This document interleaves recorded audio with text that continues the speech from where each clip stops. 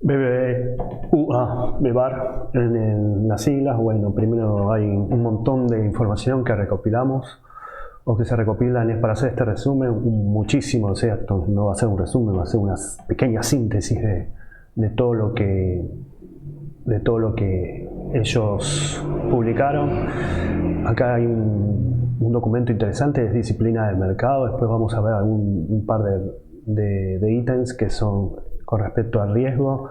También proporciona una tabla Excel con todas las tablas, los préstamos, los otros gastos operativos. Proporcionan o nos ofrecen también toda, sin preguntas, sin quality assurance, toda la conferencia que hubo sobre el primer trimestre del 2021, bueno, el informe con todas estas tablas que vimos en Excel y el balance en sí que tiene, bueno, muchas páginas, ¿no? En sí, así que uno queda medio choqueado cuando analiza o cuando resume todo esto, ¿no? Bueno, empezamos con las calificaciones de riesgo, donde se tiene que el SPIP no lo toma casi con una alerta. El FLIX, el CCR, todo lo que sea calificación nacional lo toma como estable, como una empresa líquida. El programa de negociación de obligaciones negociables no es usado por la empresa todavía. Los tramos subordinados es totalmente estable, y esto es a partir de, bueno, esta fue por FIX, SCR o SCR, con buenas calificaciones en general. Después, la disciplina del mercado nos muestra primero lo que es la empresa, la información general, o sea, con las normativas, capitales mínimos, el asunto del documento, las empresas que BBVA tiene como Finance Company, que son crediticias, sobre todo con los arreglos que tienen con Volkswagen y el Plan Rombo, y con las AFJP que la están liquidando, que genera un desprendimiento de activos y todavía lo está haciendo después de tantos años, ¿no? Los riesgos que vamos a tocar es primeramente un riesgo que solamente vemos el cuadrito, que es el riesgo de liquidez totalmente excedido, o sea, del límite de alerta, que son los 40.000 millones, está en más de 120.000 millones. Acá hablan de lo propuesto, 325% de lo que está, que le dicen inflows, todo eso.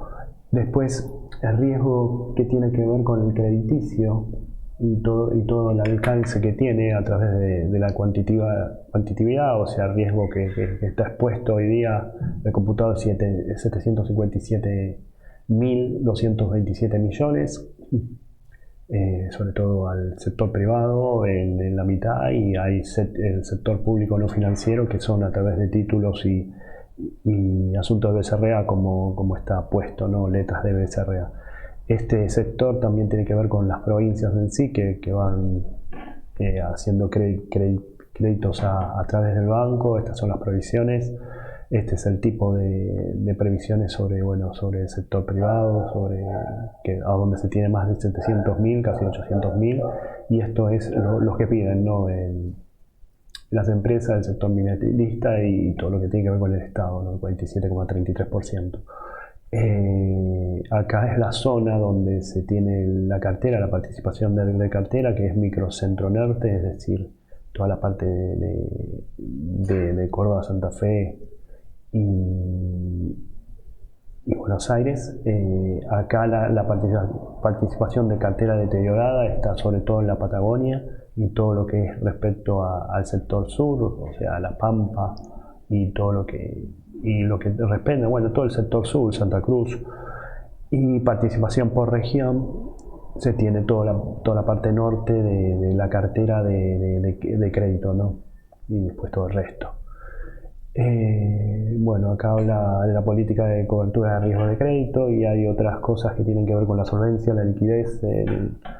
Hay muchísimo para ver en este documento, todas las remuneraciones, como se usa al directorio, la exposición, los parámetros que se tienen y el desglose por las subsidiarias que vimos. Vamos a los números directamente, hay mucho para ver.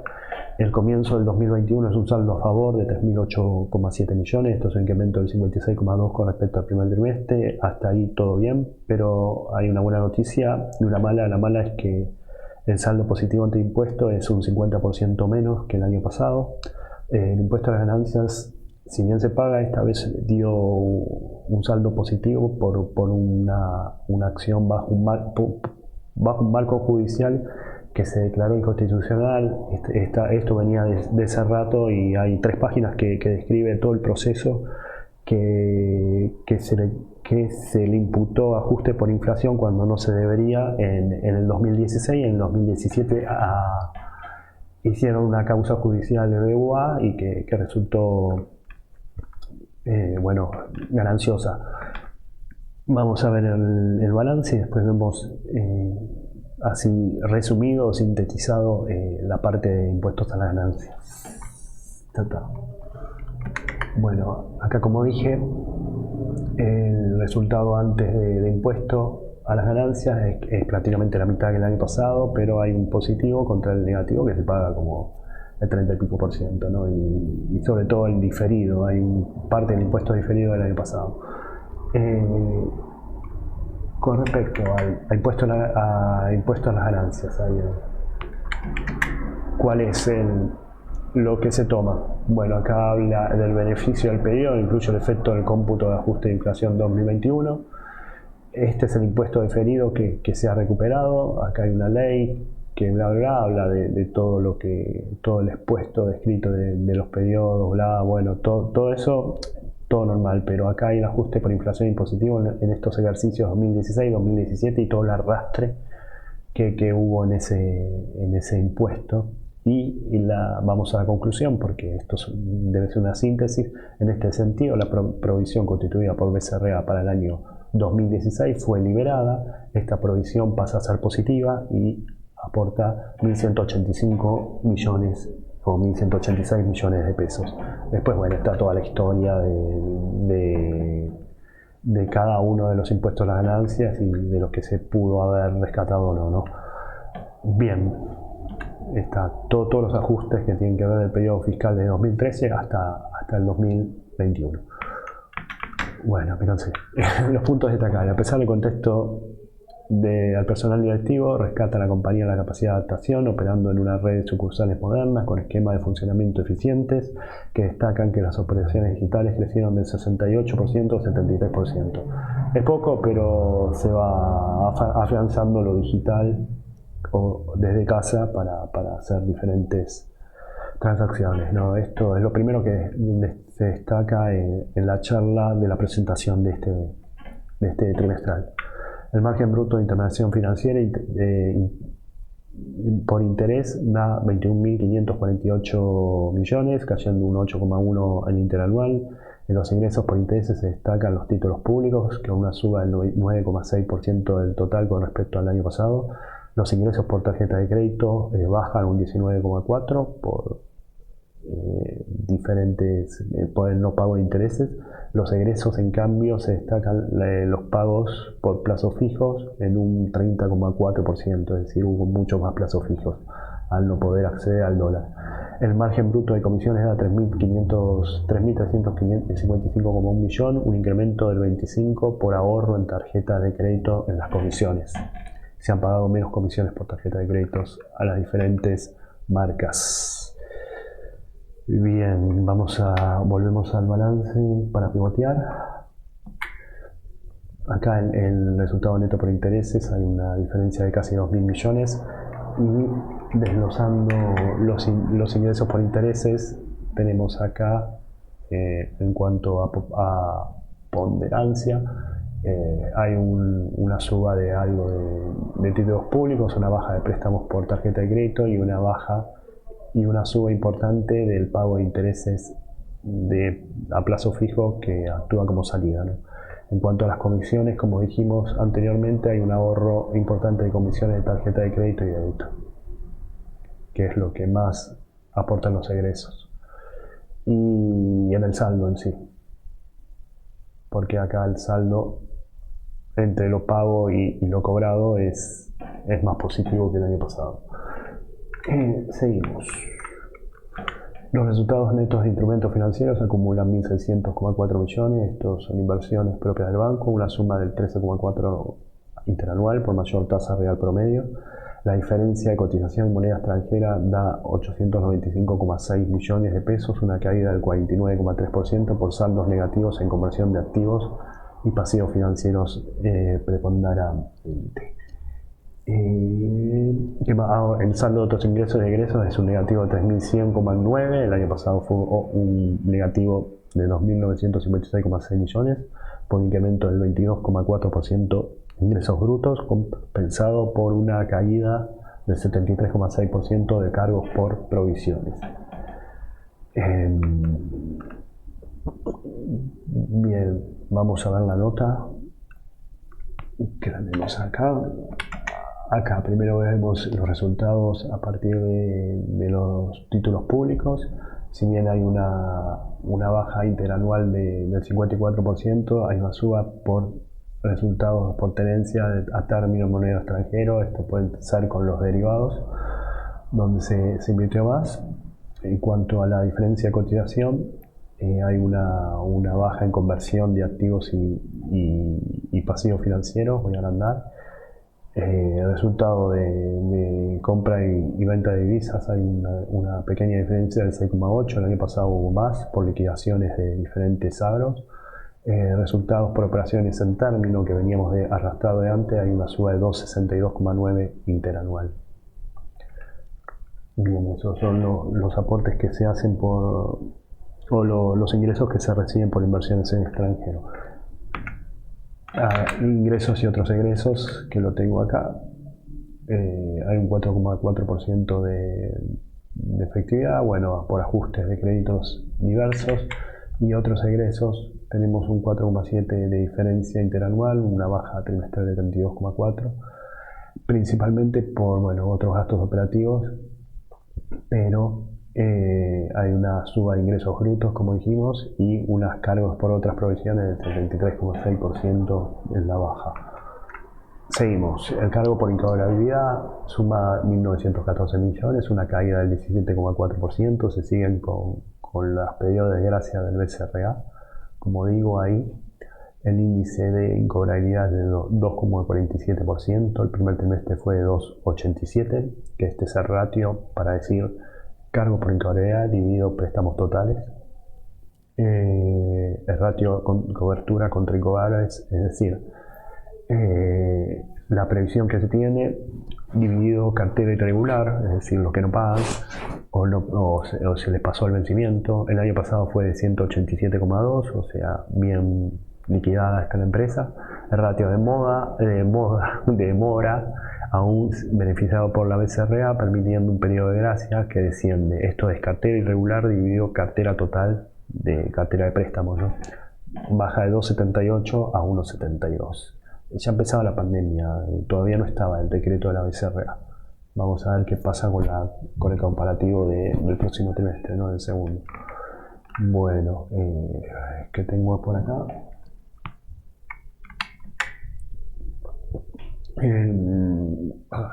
Tenemos los cargos por incobrabilidad, una baja del 17,4, pero una suba y una baja del 53,9 del cuarto trimestre, que era duro, ¿no? Que fue duro. Duro en el sentido que fue mucho. Después, sí, 15, acá tenemos todo lo que es la cartera irregular. Sobre la cartera total, 254,408 del año pasado. Sube algo con respecto al tercer trimestre. Lo que hablamos de la cobertura es esta línea, previsiones totales sobre cartera irregular. Es un poco más más cubierto que el año pasado. Y esto es la cartera irregular, o sea, el ratio de mora 1,72 contra 2,78. El ratio de mora. Y agregan lo que es el costo de riesgo, alcanzó 2,47, menor al 4,99 del año pasado y mucho menor al 2,87 del costo. Esto es dividir incobrabilidad sobre préstamos. Seguimos. Los gastos de administración son de 5.331,6 millones, subiendo un 4,1%. Los beneficios del personal arrojan 5.840,3, un ahorro del 7,8%. La dotación baja a 6.004 empleados y, como todos los bancos, va bajando gradualmente. El ratio de eficiencia es muy alto y eso es malo porque son los gastos divididos los ingresos por intereses. Dejo pasar la ambulancia y va. El año pasado, o sea, hay 14 puntos más de 22 puntos. Casi 23 puntos, más de 23 puntos, perdón, mi cálculo así, no, 23 no, 13 puntos. Y bueno, vamos a ver los cuadros como bien explican acá, porque está lleno de cuadros todos estos balances.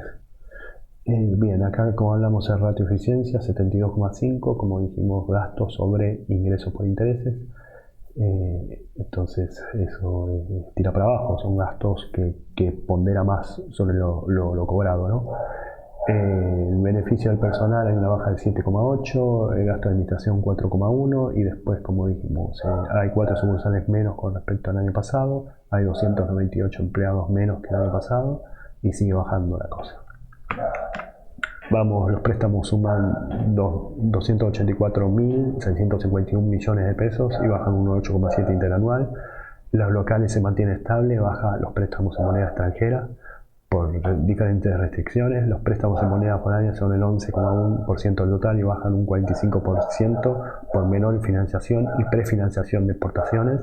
Los depósitos totales alcanzan 507.820 millones, suben un 8,5% en el anual, impulsados por los plazos fijos con subas de 25,7%. Los depósitos en moneda extranjera son el 28,9%, casi anualmente un 11%, ¿no? Bueno, moneda extranjera a través de las cajas de ahorro de plazo fijo en dólares. O sea, baja, hay una quita, una quita de eso, ¿no? De la gente está sacando el dinero de sus cajas de ahorro. Bueno, vamos a ver los préstamos, a ver qué onda.